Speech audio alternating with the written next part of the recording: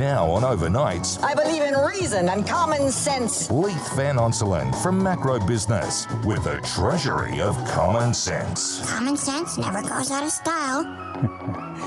Chief Economist of the MB Fund and MB Super and co-founder of Macro Business. Yes, it's time for the Treasury of Common Sense with Leith Van Onselen. Morning, Leith. How are you? Good, thanks, Mike. Yourself? I'm well, thank you. I'm a little concerned about how things are going, particularly it being extremely cold and me running the reverse cycle and what we're all going to have to pay for power.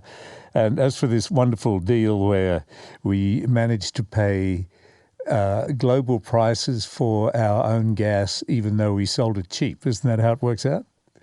Yeah, look, it's absolutely crazy situation. So listeners will probably be aware, I've talked about it previously and they would have heard about it and they've probably no doubt experienced it in their bills. East Coast Australia is the only gas exporting area of the world that doesn't reserve its gas for domestic use. And what that's meant is that we basically export more than 70% of our gas on the East Coast to Asia, so to China and Japan and Korea, etc. And perversely, we don't keep any. We don't have a requirement to keep any of that gas for us domestically. And what that's done is that it's basically driven up East Coast gas prices to the highest level in the world, or around about the highest level of the world. Yeah. And it's what that's done is not just forced up gas prices; it's also forced up electricity prices because gas is used as a key firming product for electricity. So what that means is when we don't have enough renewables or coal, etc., which is, quite often, we have to use gas as the firming power because gas can be turned on and off. It's very quick. You can quickly turn it on, you can quickly turn it off, so it's always there as a backup. And when that's expensive, it basically it pushes up electricity prices, and that's why we've had this rampant inflation in both gas and electricity. And this week, the Greens, would you believe, of all parties, sensibly called on the federal government to target the East Coast LNG exporters to meet domestic demand. And the Greens basically want a domestic reservation policy brought in for the East Coast so that gas is provided to us first before it's exported. I wouldn't agree with the Greens about much, but I certainly agree with them about that. But they're not getting anywhere with it. As you say, Mad King refuses to fix the broken gas market. Mad, in this case, being short for Madeline, of course. That's right, yeah. So Madeleine King's our Resources Minister, and perversely, Madeleine King's actually come out previously and praised Western Australia's domestic gas reservation policy. So she's come out about a month ago. She said it's worked really well for Western Australia. It's delivered cheap and plentiful gas, which has meant cheap and plentiful electricity prices for Western Australians. But perversely, she's attacked the Greens on their proposal to godforsaken, reserve our gas like everywhere else in the world does, including Western Australia. And she said that doing so would basically raise Australia's sovereign risk and trash Australia's international reputation. And she also said that the Greens' demand would turn the lights off in countries that depend on Australia for gas for their energy security, such as in places like China. Yeah. So basically what Mad King, that's what I call her when she does this sort of stuff, has done is shown is that she's more concerned about the welfare of residents in China than she is in Australia, because we are the one. It's our gas, and we're the ones who have been starved of it, and we're the ones who have been forced to pay these absurdly high prices. And as a result, we've got a cost of living crisis. We've got obviously stubbornly high inflation. We have our manufacturing sector closing down left, right, and centre. And here's the thing, Mike. The ridiculous thing about this is China and Japan receive more of our gas than they actually need, and they're re-exporting it for profit. It just gets more and more stupid. It does, mate. It does. It gets absolutely ridiculous. So China and Japan are getting more of our gas than we are. More of our gas than what they need. They're re-exporting it for profit. Meanwhile, East Coast Australians are experiencing gas shortages, and we've been bled dry by exorbitant gas and electricity prices. And there's one other thing, Mike, just as a counterpoint. The United States is now the world's biggest gas exporter. They overtook us a few years ago. We're basically equal second with Qatar.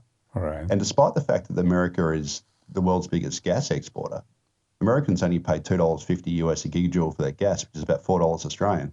Us on the East Coast, we pay at best $12, and on a bad day, we pay $25 a gigajoule. So we're paying 3 to 6 times as much as Americans pay for gas.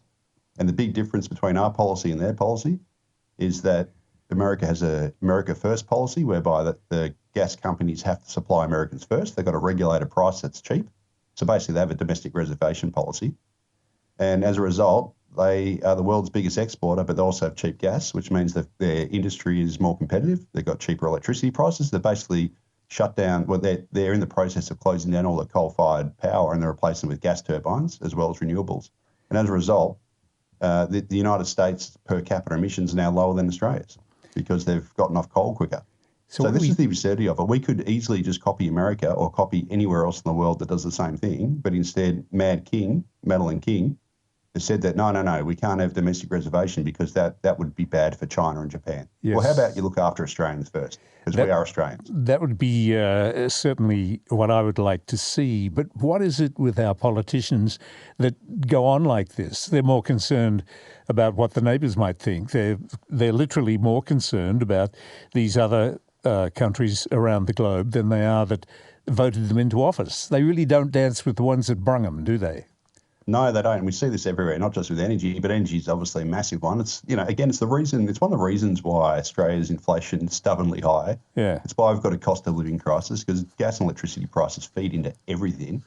And it's another reason why we've got, the lowest share of manufacturing in the OECD, and it's getting worse with all the manufacturers we have left leaving. We literally Queenos, our last plastics manufacturer, is shut down. So we've lost that. Brickworks. So we need bricks to build all our houses to accommodate all these extra migrants that the government's bringing in.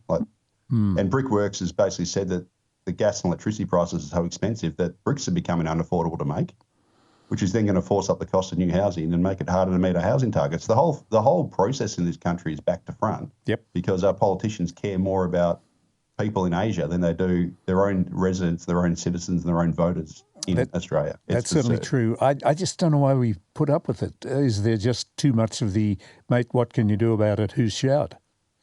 Oh, look, I don't know, mate. I mean, really Australians are far too apathetic. We should really be out there with pitchforks because I couldn't imagine the French would put up with this. No, they wouldn't. For some reason we do. Right, yes. Yes. Talking about the expensive bricks, you say that young Sydney-siders have no housing future, and when you look at the figures, the stats and the graphs, it really is grim, isn't it?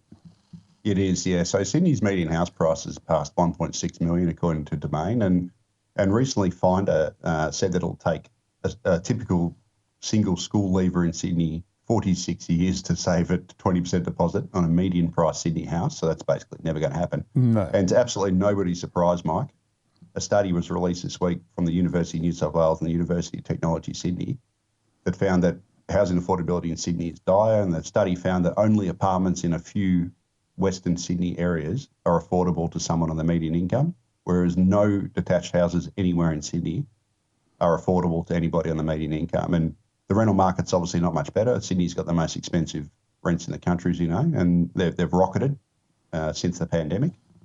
And there's another article that came out this week which said that the explosion in housing costs has driven the number of births in New South Wales to its lowest level since the early 1980s. That's despite the fact that we have a population that's far bigger than the 1980s.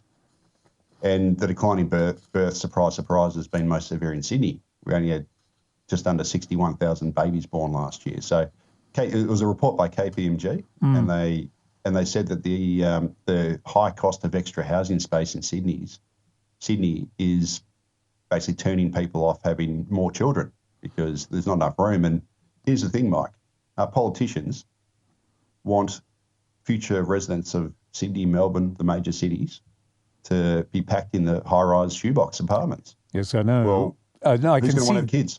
I can see that's part of the problem. It's not suitable accommodation in which to have a family. But, okay, they put up the high-rise, but they don't widen the roads. And where are the facilities like the hospitals and schools? As kids start getting older? And ultimately, where are the jobs? Are there jobs for those young people growing up? Yes, all I can say is I don't know why Australians put up with it. No, that's right, mate. And obviously the undercurrent to all this is obviously the federal government's mass immigration policy. Yep. So Sydney's added about 1.5 million people this century, and the projections are for Sydney to grow to about 8.5 million by mid 2060 thereabouts. And obviously, this means more people are going to be packed into apartments. It's going to be more expensive. It's going to be more expensive to rent, more expensive to buy. It's going to be more expensive to raise a family. And some interesting projections from the Urban Task Force were released a few years back, and it showed that Sydney's, well, according to their projections, Sydney's housing stock is going to transform over the next 30-odd years from being more than half detached houses to 50% being apartments and 25% being townhouses. And by 2057, the Urban Task Force projects that only 25% of dwellings in Sydney will be detached houses with backyards. So effectively, that there is the death of the Australian dream. And I don't know why anyone is shocked that Sydney-siders are having less children when you have unbelievably high cost housing, both to purchase and rent, and everyone has been shunted into high-rise dog box apartments, which aren't really conducive to having children. A, they can't afford it. B, it's not conducive. And C, there's no infrastructure to support having children. As grim as it is and unwelcome as it is, I do appreciate you telling it like it is, Leith. Thank you very much for coming on the program once again. Yeah, cheers, Mike. Speak to you next time. Leith van Onselen, and Leith is the Chief Economist of the MB Fund and MB Super and co-founder of Macro Business.